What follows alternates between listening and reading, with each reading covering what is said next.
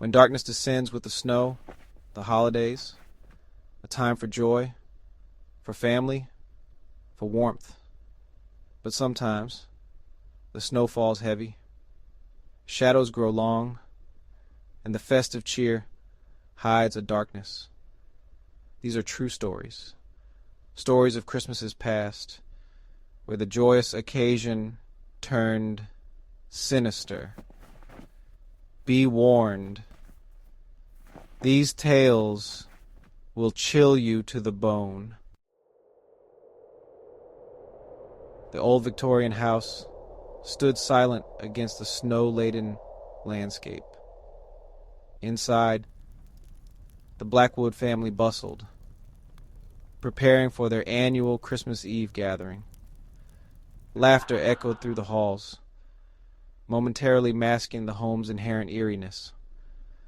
The grand house, with its dimly lit corners and antique furnishings, had always held an unsettling aura. But tonight, festive cheer overshadowed any lurking unease. John, the eldest son, had arrived with his young family, their presence bringing a vibrancy to the aging house. Margaret, the family mother, bustled about, ensuring every Christmas tradition was meticulously observed. But amidst the merriment a sense of foreboding lingered, a silent dread that whispered beneath the surface of their forced joy. As night deepened, the family gathered around the grand fireplace.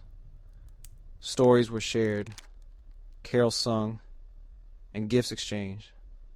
Yet, a palpable chill settled over the room, originating from the locked attic door at the top of the stairs. John's daughter, Lily, a precocious child with wide, curious eyes, noticed it first.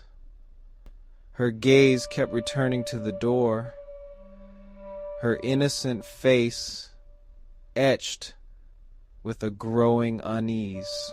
Later that night, as everyone slept, John awoke to a sound. A soft scratching emanated from the attic above. He dismissed it as a branch against the window, the winter wind howling outside. But then a thump, distinct, heavy. Fear coiled in his gut. He told himself it was nothing, yet he couldn't shake off the feeling of dread that clung to him. The next morning, Lily refused to leave John's side. She spoke of whispers in the night, of a child crying from the attic. Her words, though dismissed as an overactive imagination, planted seeds of doubt. John, plagued by the previous night's events, found himself drawn to the locked attic door. An inexplicable urge to unlock its secrets consumed him. That night, as the family slept, John crept towards the attic. The rest of the house was silent, the only sound his own pounding heart. He fumbled with the rusty key, a cold dread gripping him. The lock finally yielded with a groan, and he pushed the heavy wooden door open. The attic was dark and dusty, filled with forgotten relics. John took a hesitant step inside. He flicked on a light switch, but the bulb remained unlit. The only illumination came from the moonlight filtering through a window. In the far corner stood a child-sized rocking horse, and perched upon it, a porcelain doll. Its eyes, wide and vacant, seemed to follow John's every move. A cold wind swept through, slamming the door shut. John spun around, his heart pounding. He fumbled for the doorknob, but it wouldn't budge. As he turned back, he noticed something else. The rocking horse was moving, slowly, rhythmically, as if pushed by an unseen hand. The doll's head turned, its lifeless eyes locking with John's, and then a giggle, soft, sweet, and utterly chilling.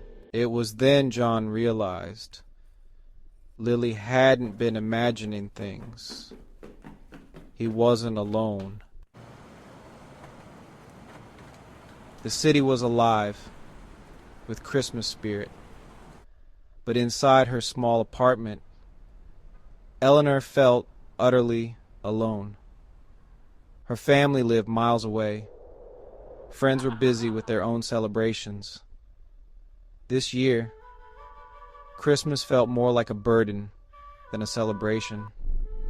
Seeking solace in the festive season's warmth, Eleanor decided to decorate her apartment. As she rummaged through boxes of decorations, she stumbled upon a peculiar box tucked away in the back of her closet. It was filled with old antique Christmas ornaments she had inherited from her grandmother. Amongst the delicate glass baubles and faded tinsel lay a doll. Not just any doll. This one was different. It was a porcelain doll, dressed in a velvet burgundy dress, its once vibrant blonde hair now brittle and dull.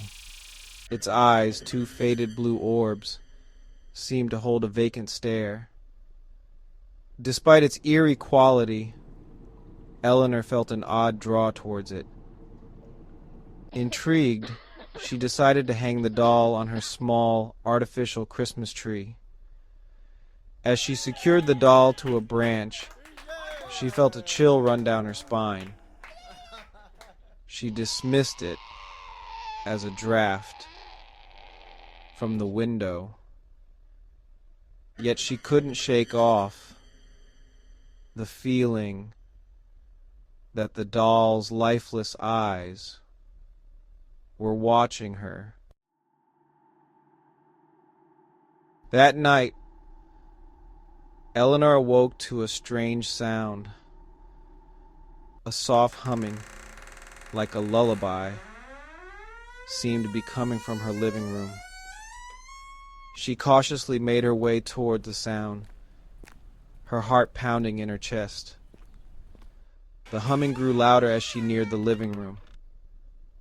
And then she stopped, dead in her tracks. The doll. It was gone from the tree. Eleanor searched frantically, her fear escalating with each passing moment. Finally, she found the doll perched on the arm of her sofa, its lifeless eyes staring straight ahead. Had she left it there? She couldn't be sure. Over the next few days, the strange occurrences continued. Ornaments moved. Whispers seemed to emanate from the living room. The lullaby-like humming returned, always in the dead of night. Eleanor tried to rationalize the events, but deep down, a seed of fear had been planted. One evening, as Eleanor sat alone in the dim glow of the Christmas tree lights, she heard it. A voice, soft, childlike, and chillingly close to her ear. It whispered her name. Eleanor whirled around, her heart pounding in her chest. The room was empty, except for the doll. It sat on the coffee table, its expression unchanged. Yet Eleanor could have sworn its eyes gleamed with a newfound intensity. Terrified, Eleanor decided to get rid of the doll. She carefully removed it from her apartment, placing it in the building's garbage chute. She returned to her apartment, a sense of relief washing over her. The doll was gone. It was over. Or so she thought. The next morning, Eleanor awoke to a terrifying sight. The doll was back. It sat at the foot of her bed, its lifeless blue eyes staring up at her. And this time, it was smiling. Panic surged through Eleanor. She grabbed the doll, her hands shaking, and ran to her building superintendent. She thrust the doll towards him, her voice trembling as she recounted the strange events of the past few days. The superintendent, an elderly man with kind eyes, listened patiently to her story. When she finished, he sighed and looked at the doll with a mixture of sadness and resignation. That doll belonged to a little girl who lived in this very apartment many years ago. She died tragically on Christmas Eve. Eleanor stared at him, her blood turning to ice. But how did the doll get back in? The superintendent simply shook his head. Some things are best left unexplained. As the glow of Christmas lights fade and the echoes of carols disappear, we are left with a chilling reminder that some spirits linger. The holidays, while a time for joy and celebration, can also unearth unsettling truths, reminding us that some secrets refuse to stay buried.